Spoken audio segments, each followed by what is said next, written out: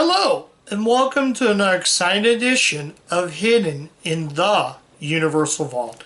I'm Ryan, your host, and tonight's movie, I just finished this a couple hours ago, but I've pretty much been saying that in every movie review. But the movie we're going to take a look at tonight and is a movie that is a sequel to an all-time classic from the early 80s, as we take a look at a sequel that was made decades later, and this stars Dan Aykroyd, John Goodman, along with J. Evan Bonifant, Aretha Franklin, James Brown, B.B. King, and the Blues Brothers Band. 1998's Blues Brothers 2000. So we're taking a look at the sequel to Blues Brothers 2000. The sequel to, Blues Brothers. Now, I don't know why I decided to start out with Blues Brothers 2000 instead of the original Blues Brothers. It's because I feel like I wanted to kind of get this one out of the way, and then I will watch the original. Eventually. I'll get to that one soon. But for now, I had another movie in mind, but I swapped it with this instead because I needed a comedy in my system. And yeah. So let's talk about Blues Brothers 2000. Now, this movie picks up the events after the original Blues Brothers. So the movie starts out with Elroy, played by Dan Aykroyd, and he has just gotten out of prison, and basically now he meets up with Frank Oz, who was the actor from the original movie. Some of the cast members do come back in this. So, I'm trying to see. Okay. Yeah, so basically, it's Frank Oz tells him that, Jake Elroy's just passed on. So, before the movie begins, we get a tribute to John Belushi, Cab Calloway, and I forget who the other person is. But there's a tribute to that. It's a dedication at the very beginning of the movie. And the movie was directed by John Landis, who directed the original Blues Brothers. So, right off there, he's down in his luck, and he has to goes to the orphanage. He meets up with the head of the orphanage, Kathleen Freeman, who was in the original, asks Elroy about a kid named Buster, played by J. Evan Bonifant. His previous film to this was the 1994 sequel to Three Ninjas. Three Ninjas Kick Back. He was Tum Tum in that.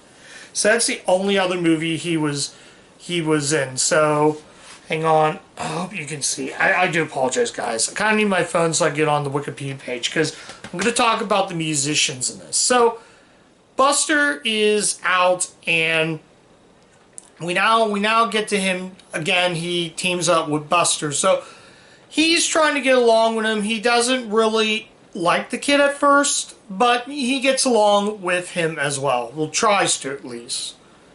So that's sort of that story. Then we eventually him driving and meets up with another. He's trying to get the band back together, the old band from the original movie, trying to get them back together to do one more show. So now we get another character named Mighty Mac, played by John Goodman. So he's another singer though too, and I'll eventually get to the positives soon. But that's that. Then they meet up at the strip joint, and that's where Mighty Mac comes in. Mighty Mac McTeague, I believe that's his name, and it doesn't say on the back of it though. It just says a soulful bartender. So yeah, that's pretty much that. So yeah, he's that, and yeah, pretty much that. So now they're on what they call the mission from God. So now they're getting chased by the Russians. In the original, it was Nazis. Now it's Russians. Supposedly it's Elroy Russians, but in the movie they're just Russians. I don't know. The first movie was Nazis, now it's Russians. So, yeah. Don't really have much to say about this. It is just... And then we get another story where Elroy's trying to escape from the police, just like in the first movie.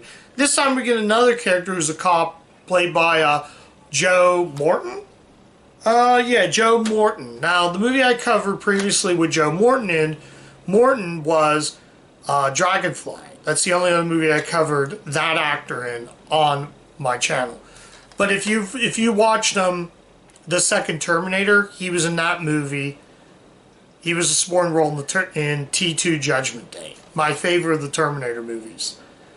So that's pretty much that character. So at first he's a cop and he's chasing him. He eventually gets kicked out of the police station, gives him the bag, then Buster bumps into the police officer and they take the money. The wallet's returned back to the cop.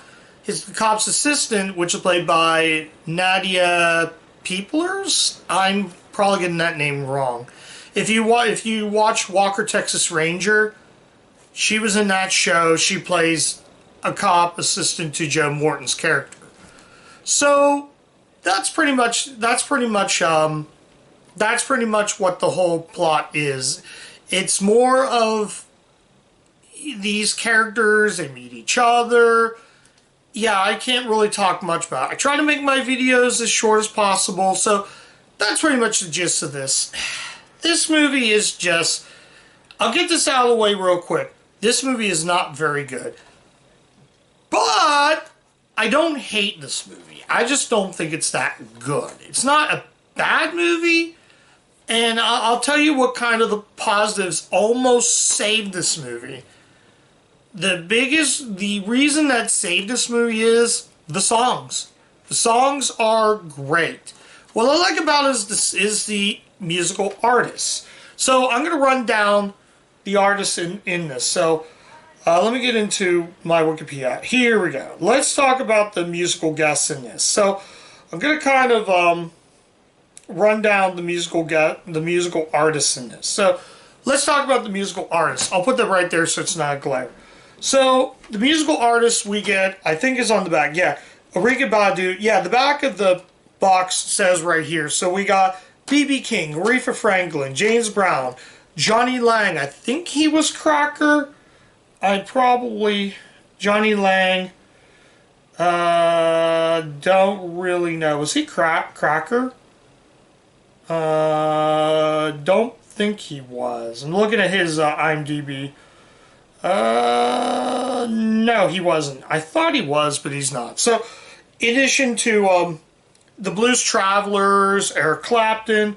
So, in addition to those, we got Sam Moore, Wilson Pickett, Junior Wells. We also got, I'm going to run down some of them. We got Eric Clapton, Clarence Clemens, Bo Diddley, Isaac Hayes, Dr. John, B.B. King, Billy Preston, which I covered, Sgt. Pepper's Lonely Hearts Club Band. He was in that movie. So he also is in this. Lou Rawls, if you grew up with Hey Arnold, he was the mailman in that. Paul Schaefer appears. Travis Tritt, Jimmy Vaughn, Grover Washington Jr., and Steve Woodward, among others. Those are just some that are the artists that are in this. So, those are who appears, but they don't come at the very end. The biggest problem I have also, like I said, the only positive is the songs are great. The songs are great, the performances are awesome, they just had a bad script to go along. Surprisingly enough, the best actor, and this is a big shocker, John Goodman can sing. I was surprised how great he is. And John Goodman has been a singer before. He has sang before movies. He sang in Frosty Returns. The first time he ever sang in a movie was the Talking Heads film True Stories. He actually sang People Like Us, which was off the Talking Heads album.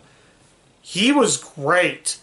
The song in it, like, they basically head to a country western gig. So when they meet up with Mighty Mac, he's singing at the bar, kind of going out of place with this. They meet up with Mighty Mac, he's just singing. He sings a song at the strip club. So he's singing, the dancers just having fun. So that's that, and they realize, well, you're hired, pal. You're going to be the next Jake Elwood. So they hire him to be the next singer. But eventually, they dress up in the blues outfit. The biggest problem, again, is the stilted acting from Dan Aykroyd. In fact, he's just terrible in this. The problem with Dan Aykroyd, again, I mean, first off, he's getting up in age as an actor. For the time it came out in 98, he was getting up in age. So that's the big problem. 2, none of the jokes are that funny. 3, the stunts are extremely boring. Like, I feel like the car crashes, and I'm sitting there just puzzled. At first, I thought this was going to be, okay, maybe it will be saved by the songs, and it is saved by the songs. They eventually get to, like I said, the country western gig, and the band are dressed like they say, oh, we're disguised as ZZ Top guys. Yes, they are. The two of them, Elroy and Mac are singing on stage. They're singing Ghost Riders in the Sky, which is really good. The song is really good. Awesome. They can actually, they sang that song great. I just don't understand why. I don't know. That's really that. And like I said, it's a great number. Then they eventually run out of gas with the Bluesmobile, and they decide, well, we now have to walk. So what do? 2 minutes of them walking to get to the tent to meet up with James Brown, who's in the original. Oh, so Aretha Franklin appears at the lot. Not lot, but at I think the used car dealership, and she's singing R-E-S-P-C-T. Instead of that, it's R to the E S-P-C-T, how the song Respect is. I wish they would have chose a better song than that. I feel like it would have been better if they would have chose, like, I don't know, trying to think of that Aretha Franklin song. We're running on the freeway. The song Freeway from Who's Zuma Who, her album from 85. That should have been the song in the movie. And I feel like that would have been really good. But, I don't know. It's really hard to say. The kid kind of did drive me a little bit bonkers. I don't think he puts on a bad performance, but did we need the kid in it? You could have removed the kid and it still would have been. It just still would have been not that good. And the kid in just makes it look like, oh, we should have a child be a Blues Brothers. Be a member of the Blues Brothers. So now they call him Buster Blues. The ending makes no sense. The ending is what only killed it. Like, it comes with the worst ending in film history. The ending to the original Blues Brothers, from what I remember, is a classic example of an ending that was good. As I said before, it's kind of hard for me to talk about this movie. Also, when they get to meet James Brown, Joe Morton, who's the cop, comes in, he gets zapped, zap, zap, he's flying up, and he becomes a Blues Brother. So now the cop looks at him like they're just like stone-faced of what's going on. Then the cops chase him, and now we get to Erykah Badu, who's in this Louisiana bayou, and she basically, they become basically zombies. Also, when they're trying to escape the Russians, basically he's like all covered in shaving cream, and they're just panicking, going, oh my gosh, oh my gosh! Oh my gosh, he's covered in shaving cream. Not like shaving cream, it's like, he's got stuff on, basically shaving cream. So they run out there and escape. It really makes no sense. I don't know. I sort of have a love-hate relationship. Again, I don't hate this movie, I just don't like it. It's not a terrible movie, but yeah, this is not very good. But like I said before, this isn't a terrible movie. Like I said, if you like the songs, you'll like this. Also, in the end credits, they have songs. Then they have James Brown singing Please, Please, Please, which I feel like is just padding. And pretty much that's it. So it drives with them off. Like, it would have had a good message at the end if it had a good message. But the biggest problem is they just drive off, and that's it. That's it. There's really not much. I'm not going to tell you how, but it's just, I don't know. Another really cool positive in this movie is how the end credits. So after we get all the pointless end credits, at the very end of the film, it tells you, it gives you a bumper to Universal Studios Florida and Hollywood. Now, I'll pull my hat right here. If you can probably see right here, it says, see the movie, let's see, it's ride the movies, see the stars, and it shows that bumper at the very end, but it says, ask for Babs. So, if you don't know, Babs was a character in National Lampoon's Animal House. So at the very end of that movie, it promotes that. So that's really cool. That is another really cool positive, especially if you're a big Universal junkie like I am. That always makes me smile. So that's another really good positive. Some Universal movies will end with them promoting the theme park, or sometimes they'll promote the studio tour. That kind of thing, though. A couple movies end with that, so I want to say I was almost close to giving this a pass, and I was almost close giving this a recommendation, but I'm just going to say right now, I'm trying to think of anything else before I show the DVD again. I really wanted to like this movie. I watched the behind-the-scenes feature on it, and the cast did have a lot of fun. It's just, you got stilted dialogue, wooden performances, a script that makes no sense of what it's trying to be. I'm going to tell you right now, I can't recommend Blues Brothers 2000. I really wanted to like it, but the only reason I'm going to keep this is for completist sakes. I have the original Blues Brothers. I have this now, so that's the only reason why I'm going to keep this. Had not had the Blues Brothers name, I think if it didn't have the Blues Brothers name, I probably would have got rid of this. But in the end, it just makes you just want to watch the original, which I will cover the original eventually. But I really want to like this movie because the songs are good. Set in the 90s. Oh, I want to mention something really quick. I met a guy, he was a friend of mine. I met him years ago. He actually was an extra in this movie. A guy I met, he actually did a couple plays with me. I did a play that my uncle directed at a local theater. He told me he was an extra in this movie. He played one of the army guys. I couldn't really tell what he looked like. But what he told me, he played the one guy that there's a scene with Daryl Hammond. I forgot to tell you, Daryl Hammond's in it, plays the army guy, and there's a scene in it where the Blues are like there. He played the guy that looked like that. I think he was like bald or something, but I couldn't really tell who he was in this movie. But he was an extra in this movie. I was like, oh, that's cool, dude. That's awesome. But yeah, that was something that was pretty cool. But aside from those small moments, I just can't recommend, as I said, I can't recommend Blues Brothers 2000. You might just want to stick with watching the original. The original Blues Brothers will always be a classic, and I will cover that one on the channel soon. But in terms of this movie, I don't know. I think the problem, again, with, if we can ignore John Landis as a filmmaker, just focus on the art, and the artist. He's not a bad director.